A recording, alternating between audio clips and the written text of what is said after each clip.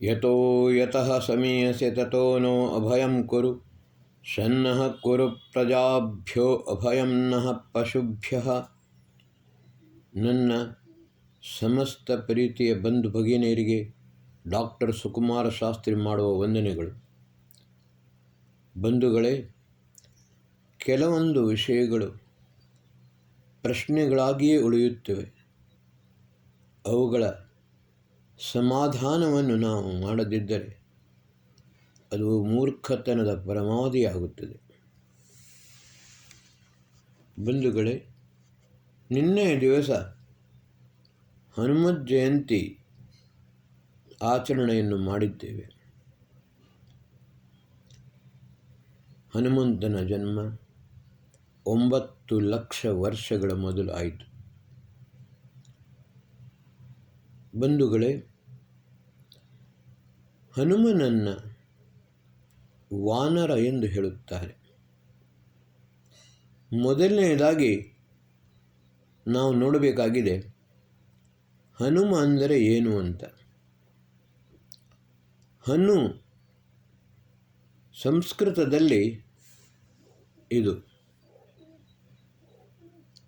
ಇದಕ್ಕೆ ಹನು ಅಂತ ಹೇಳುತ್ತಾರೆ. ಹನುಮ ಬಹಳ ಸುಂದರವಾದ, ಠುಡ್ಡಿಯಲ್ಲಿ ಹಿಂದಿಯಲ್ಲಿ ಇದನ್ನು ಠುಡ್ಡಿ ಎಂದು ಹೇಳುತ್ತೇವೆ,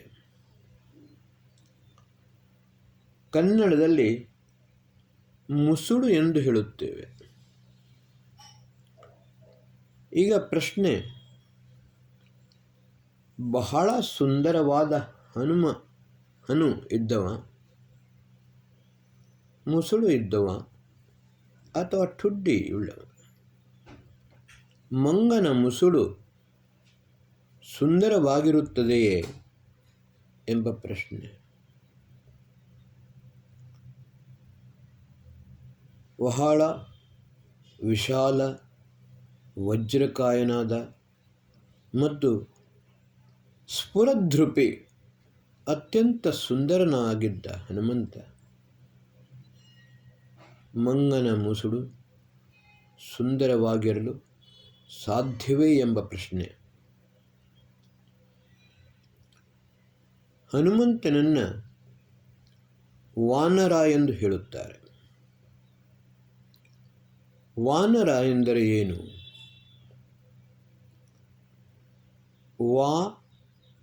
ನರ, ಎಲ್ಲರಿಗೂ ಗೊತ್ತಿದ್ದ ಹಾಗೆ ನರಯ ಶಬ್ದದ ಅರ್ಥ ಮನುಷ್ಯ. ಆದರೆ ವಾ ಎಂದರೆ ಏನು? ಇಲ್ಲಿ ವಾ ಶಬ್ದ ವಿಕಲ್ಪಾರ್ಥಕವಾಗಲ್ಲ, ವಿಕಲ್ಪಾರ್ಥವಾಗಿ ಬರುವುದಿಲ್ಲ. ವಾ ಗತಿ ಗಂಧನಯೋ. ವಾ ಶಬ್ದಕ್ಕೆ ಗತಿ ಮತ್ತು ಗಂಧ 2 ಅರ್ಥಗಳಿವೆ. ವಾ ಗತಿ ಎಂದು ಹೇಳಿದರೆ ಗತಿಗೆ 3 ಅರ್ಥಗಳು ಬರುತ್ತವೆ: ಜ್ಞಾನಂ, ಗಮನಂ, ಪ್ರಾಪ್ತಿಶ್ಚೇತ್. ಬಂಧುಗಳೇ, ಗತಿ ಶಬ್ದ ಅಂತ ಹೇಳಿದರೆ ನಾನು ಹೇಳಿದ ಹಾಗೆ ಗತಿ, ಜ್ಞಾನಂ, ಗಮನಂ, ಪ್ರಾಪ್ತಿಶ್ಚೇತ್. ಶ್ರೀರಾಮ ಮೊದಲ ಮಿಲನ ಹನುಮಂತನ ಒಟ್ಟಿಗೆ ಆದಾಗ, ಪ್ರಥಮ ಬಾರಿ ಹನುಮಂತ ಬಂದು ಶ್ರೀರಾಮನನ್ನು ಮಾತನಾಡಿದ, ವಾರ್ತಾಲಾಪವಾಯಿತು. ಶ್ರೀರಾಮನೊಂದಿಗೆ ವಾರ್ತಾಲಾಪವಾದ ನಂತರ ಶ್ರೀರಾಮ ಲಕ್ಷ್ಮಣನ ಹತ್ರ ಹೇಳುತ್ತಾನೆ, ಲಕ್ಷ್ಮಣ, ಚತುರ್ವೇದ ಪಾರಂಗತನಾದ ವಿದ್ವಾಂಸನು ಮಾತ್ರ ಈ ರೀತಿಯ ಮಾತನ್ನಾಡಲು ಸಾಧ್ಯ. ಬಂಧುಗಳೇ, ತುಳಸಿದಾಸರು ಕೂಡ ಜೈ ಹನುಮಾನ್ ಜ್ಞಾನ ಗುಣ ಸಾಗರ್ ಎಂದು ಹೇಳಿದ್ದಾರೆ. ಜ್ಞಾನ ಗುಣದ ಸಾಗರನಾಗಿದ್ದ ಹನುಮಂತ. ಒಬ್ಬ ಮಂಗ ಜ್ಞಾನ ಗುಣ ಸಾಗರನಾಗಲು ಸಾಧ್ಯವೇ ಎಂದು ಚತುರ್ವೇದ ಪಾರಂಗತನಾದ ಹನುಮಂತ ಅವನು ಮಂಗನಾಗಲು ಸಾಧ್ಯವಿಲ್ಲ. ಎರಡನೆಯದಾಗಿ ಗಮನಂ. ಬಂಧುಗಳೇ, ಹನುಮಂತ ಮಹಾನ್ ಯೋಗಿಯಾಗಿದ್ದ. ಅವನಿಗೆ ಅಣಿಮ, ಗರಿಮ, ಲಘಿಮ, ಮಹಿಮ, ಈಶಿತ್ವ, ವಶಿತ್ವ, ಪ್ರಾಪ್ತಿ, ಪ್ರಕಾಮ್ಯ 8 ಸಿದ್ಧಿಗಳು ಕೂಡ ಪ್ರಾಪ್ತಿಯವಾಗಿತ್ತು. ಬಹಳ ಲೀಲಾಜಾಲವಾಗಿ ಹನುಮಂತ ವಾಯುವಿನಲ್ಲಿಯೂ ಕೂಡ ವಿಹಾರವನ್ನು ಮಾಡುತ್ತ ಸಮುದ್ರದ ಉಲ್ಲಂಘನೆಯನ್ನು ಮಾಡಿದ. ಸಮುದ್ರೋಲ್ಲಂಘನೆಯ ಸಮಯದಲ್ಲಿ ಎಷ್ಟು ಕಷ್ಟಗಳು ಬಂದರೂ ರಾಕ್ಷಸರ ಆಕ್ರಮಣವಾದರೂ ಕೂಡ ಬಹಳ ಸರಳವಾಗಿ ಹನುಮಂತನು ಅವರನ್ನು ನಾಶ ಮಾಡಿಕೊಂಡು ಲಂಕೆಯನ್ನು ಪ್ರವೇಶಿಸಿದ. ಬಂಧುಗಳೇ, ಒಬ್ಬ ವಾನರ ಅಷ್ಟಸಿದ್ಧಿ ಪ್ರಾಪ್ತ ಮಾಡಿಕೊಳ್ಳಲು ಸಾಧ್ಯವೇ? ಲೀಲಾಜಾಲವಾಗಿ ಕನ್ಯಾಕುಮಾರಿಯಿಂದ ಲಂಕೆಗೆ 40 ಕಿಲೋಮೀಟರ್ಗಳಷ್ಟು ದೂರ ಇದೆ. ಆ 40 ಕಿಲೋಮೀಟರ್ಗಳಷ್ಟು ದೂರವನ್ನು ಹನುಮಂತ ಸಮುದ್ರ ಉಲ್ಲಂಘನ ಮಾಡಿದ. ಆ ಮಹಾನ್ ಯೋಗಿ ತಪಸ್ವಿಯಾದ ಹನುಮಂತ. ಆಮೇಲೆ ಪ್ರಾಪ್ತಿಶ್ಚೇತಿ. ಹನುಮಂತನಿಗೆ ಕಪಿ ಎಂದು ಹೇಳುತ್ತಾರೆ. ಕಪಿ ಶಬ್ದದ ಅರ್ಥ ಏನು? ಕಂ ಇತಿ ಸುಖನಾಮ. ಪಿ ಪಾರಕ್ಷಣೆ ಧಾತು. ಸುಖವನ್ನು, ಆನಂದವನ್ನು ಪ್ರಾಪ್ತ ಮಾಡಿಕೊಂಡವ. ಭಗವಂತನಿಗೆ ಅಷ್ಟಸಿದ್ಧಿ ನವನಿಧಿಗಳು ಪ್ರಾಪ್ತಿಯಾದರೂ ಕೂಡ ಅವನಲ್ಲಿ ಇದ್ದದ್ದು ಕೇವಲ ಈಶ್ವರ ಪ್ರಣಿಧಾನ ಮಾತ್ರ. ಹನುಮಂತ ಶ್ರೀರಾಮನಲ್ಲಿಯೇ ಭಗವಂತನ ಸ್ವರೂಪವನ್ನು ಕಂಡ. ಶ್ರೀರಾಮನ ಸೇವೆಯಲ್ಲಿಯೇ ತನ್ನ ಸಾರ್ಥಕ್ಯತೆಯನ್ನು ಮೆರೆದ. ಬಂಧುಗಳೇ, ಕಂ ಇತಿ ಸುಖನಾಮ, ಆನಂದನಾಮ.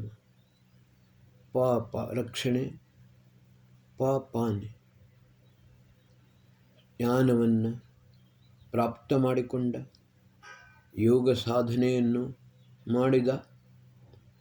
ಆಮೇಲೆ ಸಕಲ ಸುಖ ಶಾಂತಿ, ವಿಶೇಷವಾಗಿ ಆನಂದವನ್ನು ಪ್ರಾಪ್ತ ಮಾಡಿಕೊಂಡ. ಜ್ಞಾನ ಮತ್ತು ಯೋಗದ ಬಲದಿಂದ ಅಂತಮ ಮೃತ್ಯುವಿನ ನಂತರ ಮೋಕ್ಷವನ್ನು ಪ್ರಾಪ್ತ ಮಾಡಿಕೊಂಡ. ಪ್ರಬಲನಾದ ರಾವಣನನ್ನು ಧಿಕ್ಕರಿಸಿ ಲಂಕೆಯ ಮೇಲೆ ಆಕ್ರಮಣವನ್ನು ಮಾಡಿ ಲಂಕೆಯನ್ನು ಸುಟ್ಟು ಹಾಕಿಕೊಂಡು ಅವನು ಯುದ್ಧವನ್ನೇ ಸಾರಿದ. ಈಗ ಒಂದು ಪ್ರಶ್ನೆ ಏಳುತ್ತದೆ,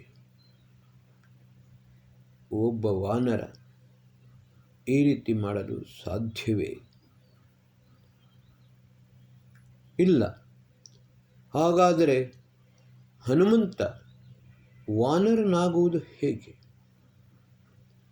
ಮತ್ತು ಇನ್ನೊಂದು ಮೂರ್ಖತನದ ಪ್ರಶ್ನೆ ಏನು ಅಂತ ಹೇಳಿದರೆ, ಮಹರ್ಷಿ ವಾಲ್ಮೀಕಿಯವರು ಎಲ್ಲಿಯೂ ಕೂಡ ಬರೆಯಲಿಲ್ಲ. ಆ ಸಮಯದಲ್ಲಿ ಎಲ್ಲ ಸ್ತ್ರೀಯರು ಮನುಷ್ಯರಾಗಿದ್ದರು, ಪುರುಷರು ಮಂಗಗಳಾಗಿದ್ದರು. ಇದು ಸಾಧ್ಯವೇ? ಯಾವಾಗ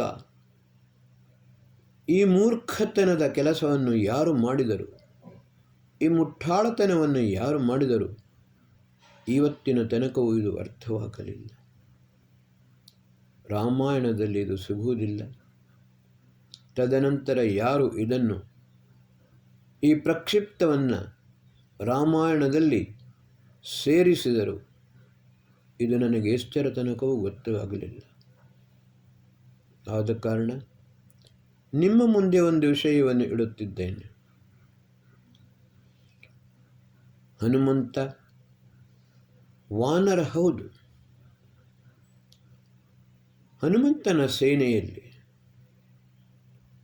ನಲ ಮತ್ತು ನೀಲ ಇಬ್ಬರು ಇದ್ದರು. ಆ ನಲ ನೀಲ ಇಬ್ಬರೂ ಕೂಡ ಬಹಳ ದೊಡ್ಡ ಇಂಜಿನಿಯರ್ಗಳಾಗಿದ್ದರು. ಸಮುದ್ರದ ಮೇಲೆ ಸೇತುವೆಯನ್ನು ಕಟ್ಟಿದರು. ಬಂಧುಗಳೇ, ಮಂಗಗಳಿಂದ ಸಮುದ್ರದ ಮೇಲೆ ಸೇತುವೆಯನ್ನು ಕಟ್ಟಲು ಸಾಧ್ಯವೇ? ಈ ಭೂಪ ಭಟ್ಟ ಏನು ಬರೆದು ಬಿಟ್ಟ, ಕಲ್ಲಿನ ಮೇಲೆ ರಾಮ ಎಂದು ಬರೆದು ನೀರಿನಲ್ಲಿ ಹಾಕಿದ ಕೂಡಲೇ ಅವು ತೇಲಿಕೊಂಡು ಸೇತುವೆಗಳಾದವು ಎಂದು ಬರೆದ.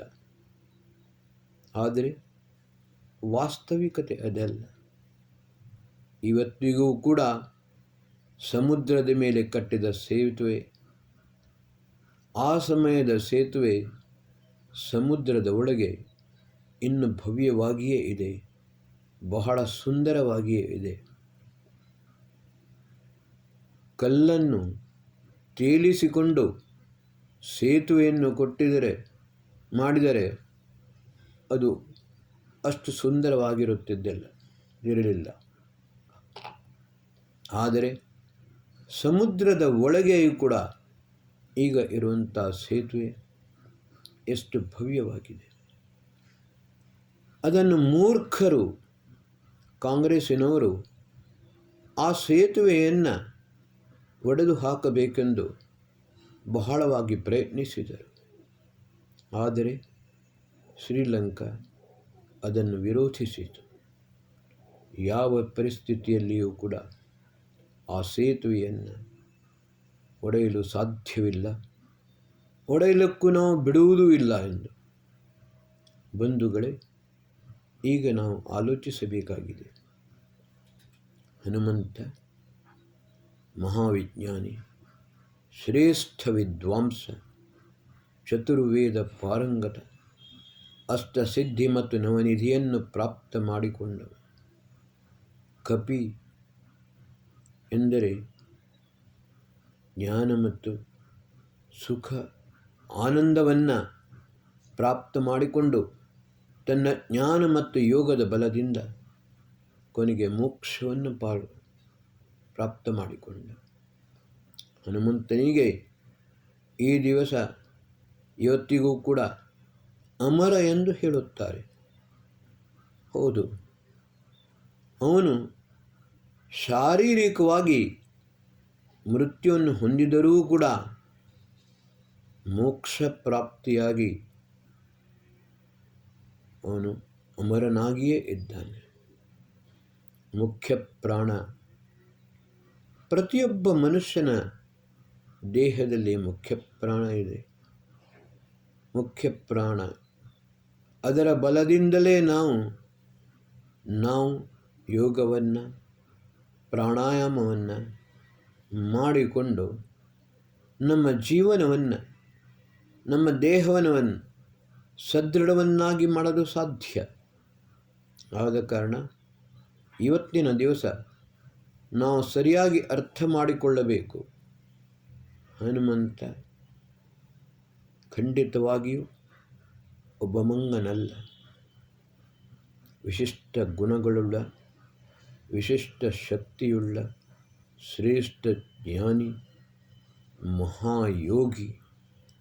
ಆ ಹನುಮಂತನನ್ನು ನಾವು ಕೇವಲ ಒಂದು ಬಾಲವನ್ನು ಕಟ್ಟಿಕೊಂಡು ಮಂಗನ ಮುಸುಡನ್ನು ಮಾಡಿಕೊಂಡು ಅವನಿಗೆ ಅಪಮಾನವನ್ನು ಮಾಡುವುದು ಸರಿಯಲ್ಲ. ಅದರೊಟ್ಟಿಗೆ ಆ ಸಮಯದಲ್ಲಿ ಆ ಕಿಷ್ಕಿಂಧೆಯಲ್ಲಿ ಎಲ್ಲ ಪುರುಷರು ವಾನರರು, ಎಲ್ಲ ಸ್ತ್ರೀಯರು, ಮನುಷ್ಯರು. ಈ ಕ್ರಾಸ್ ಬ್ರೀಡ್, ಜಾತ್ಯತೀತ, ಇದು ಬಹಳ ದೊಡ್ಡ ಮೂರ್ಖತನದ ಕೆಲಸ. ಮನುಷ್ಯ ಜಾತಿಯಲ್ಲಿ ಯಾವತ್ತೂ ಕೂಡ ಈ ಕ್ರಾಸ್ ಬ್ರೀಡ್ ಅಥವಾ ಜಾತ್ಯತೀತತೆ ಆಗಲು ಸಾಧ್ಯವಿಲ್ಲ. ಜರಾಯುಜ, ಅಂಡಜ, ಉದ್ಭಿಜ, ಸ್ವೇದಜ ಎಂಬ 4 ಭಾಗದಲ್ಲಿ ವಿಂಗಡಿಸಿದ 84 ಲಕ್ಷ ಯೋನಿಗಳಲ್ಲಿ ಕೇವಲ ಮನುಷ್ಯ ಜಾತಿಯನ್ನು ಹೊರತುಪಡಿಸಿ ಬಾಕಿ ಎಲ್ಲ ಯೋನಿಯಲ್ಲಿಯೂ ಕೂಡ ಈ ಜಾತ್ಯತೀತತೆ ಅಥವಾ ಕ್ರಾಸ್ ಬ್ರೀಡ್ ಮಾಡಲು ಸಾಧ್ಯವಿದೆ. ಆದರೆ ಮನುಷ್ಯನಲ್ಲಿ ಮಾತ್ರ ಮನುಷ್ಯನೊಂದಿಗೆ ಪ್ರಾಣಿಗಳನ್ನು ಸೇರಿಸಿಕೊಂಡು ಮಾಡಲು ಸಾಧ್ಯವಿಲ್ಲ. ಕೆಲವೊಂದು ಪ್ರಯೋಗಗಳಾಗಿವೆ. ಹೃದಯದ